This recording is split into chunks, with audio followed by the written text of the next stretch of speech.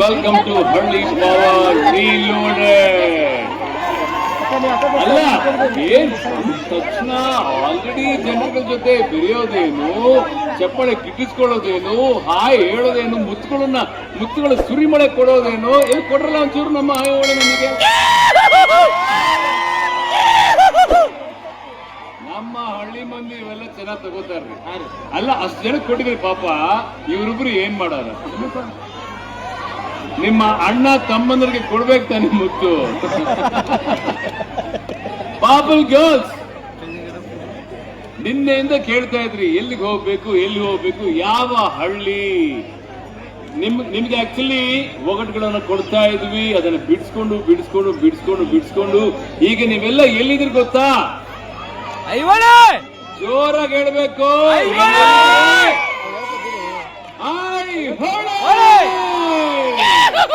ಎಂತ ಪುಣ್ಯ ಸ್ಥಳದಲ್ಲಿದ್ದೀರಿ ಗೊತ್ತಾ? ಎಂತ ಐತಿಹಾಸಿಕ ಸ್ಥಳದಲ್ಲಿದ್ದೀರಿ ಗೊತ್ತಾ?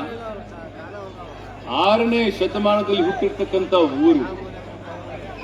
ಎಂತ ಇತಿಹಾಸ ಇದೆ. ಕಲ್ಲರಳಿ ಹಳ್ಳಿ ಆಗಿರುವಂತಹ ಒಂದು ಅದ್ಭುತವಾದ ಐತಿಹಾಸಿಕ ಹಳ್ಳಿ ಅಂದ್ರೆ ನಮ್ಮ ಐಹೊಳೆ. ಕದಿಕ್ತಾ ಹೋದ್ರೆ ಚರಿತ್ರೆ ತುಂಬಾ ದೊಡ್ಡದಾಗಿದೆ. ಕನ್ನಡದ ಮೊದಲ ಸಾಮ್ರಾಜ್ಯ ಇದು, 2ನೇ ಸಾಮ್ರಾಜ್ಯ ಇದು, ನಮ್ಮ ಕನ್ನಡದ ಸಾಮ್ರಾಜ್ಯ. ಎಷ್ಟು ಹೆಮ್ಮೆ ಪಡಬೇಕು ಈ ಒಂದು ಮಣ್ಣಲ್ಲಿ ನಿಂತ್ಕೊಂಡು ನಾವು ಕನ್ನಡಿಗರುವಂತ ಹೆಮ್ಮೆ ಅಂತ ಹೇಳ್ಬೋದು.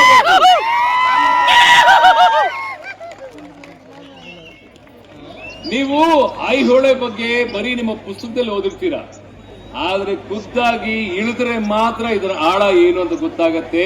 ಈ ಒಂದು ಹಿಸ್ಟಾರಿಕಲ್ ಪ್ಲೇಸ್ ಏನಿದೆ ಅಂತ ಹೋಗ್ತಾ ತುಂಬಾ ಚೆನ್ನಾಗಿ ಗೊತ್ತಿರುತ್ತೆ ನಿಮ್ಗೆ. ಈ ಪುಣ್ಯ ಭೂಮಿಗೆ ನಮಸ್ಕಾರ ಮಾಡಿ, ಈ ಭೂಮಿ ಆಶೀರ್ವಾದ ತಗೊಂಡು, ಜನಗಳ ಆಶೀರ್ವಾದ ತಗೊಂಡು, ಇಲ್ಲೇ 26 ಕಿಲೋಮೀಟರ್ ದೂರದಲ್ಲಿ ಕೂಡಲ ಸಂಗಮ ಅಲ್ಲೇ ಇರೋದು. ಅವರೆಲ್ಲರೂ ಕೂಡ ಓಡಾಡುವಂತ ಪುಣ್ಯ ಭೂಮಿ ಇದು. ಈ ಪುಣ್ಯ ಭೂಮಿಯಲ್ಲಿ ನಾವು ನಿಂತಿದ್ದೀವಿ ಅಂದ್ರೆ ಇದು ನಮ್ಮ ಪುಣ್ಯ. ಇಲ್ಲಿಂದನೇ ಶುರುವಾಗತ್ತೆ ಕಲಿಕೆ. ಇದಕ್ಕಿಂತ ಒಳ್ಳೆಯ ರಿಸರ್ಚ್ ಸೆಂಟರ್ ಬೇಕೆ ನಮ್ಮ ಎಲ್ಲ ಹಳ್ಳಿ ಮಂದಿ ಎಲ್ಲ ಒಳ್ಳೆ ಬದುಕ್ತಾ ಇದ್ದಾರೆ. ನಿಮ್ಗೆ ನಮ್ಮ ಪ್ರಾಬ್ಲಮ್, ನಮ್ಗೆ ಇದು ಸೂಟ್ ಆಗಲ್ಲ, ಅದು ತಿನ್ನಕ್ಕಾಗಲ್ಲ, ನಮ್ಗೆ ಇದು ಅಲರ್ಜಿ ಅದಲರ್ಜಿ ಅಂದ್ರೆ ಈ ಕಾರ್ಯಕ್ರಮ ನಿಮ್ಗಲ್ಲ. ಗಿಲರ್ಜಿಗೆ ಇದು ನಮ್ಗೆ ಅಲರ್ಜಿ ಆಗುತ್ತೆ. ನಿಮ್ಮನ್ನ ಈ ಕಾರ್ಯಕ್ರಮದಲ್ಲಿ ಇಟ್ಕೋಬೇಕು. Remember all this. Next time ಏನಾದ್ರು ಮೈಕ್ ಏನಾದ್ರು ಇದನ್ನ ಮಿಸ್ ಮಾಡ್ಕೊಂಡ್ ಬಂದ್ರೆ ಅಲ್ಲಿಂದ ಹಂಗೆ ಮನೆಗೆ ಹೋಗ್ಬಿಡಿ. ಅರ್ಥ ಆಯ್ತಾ? ರಮೇಶ, ಮೈಕ್ ತಗೊಂಬ. ಇವ್ರ ಅಸಿಸ್ಟೆಂಟ್ ಬೇರೆ ಇದಾರೆ ಈಗ.